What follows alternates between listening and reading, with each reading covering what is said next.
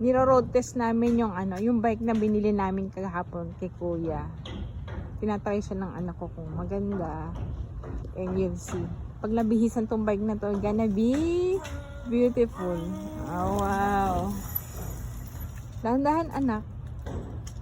I see. Okay man ang road test. Feeling. Okay naman siya, anak.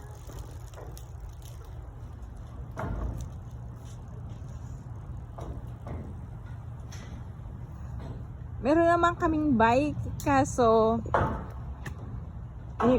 dumalaw sa amin yung landlord namin kahapon. May nakabike siya, and then yun, sinabi niya yung kumpare niya had bike na pinagbibili.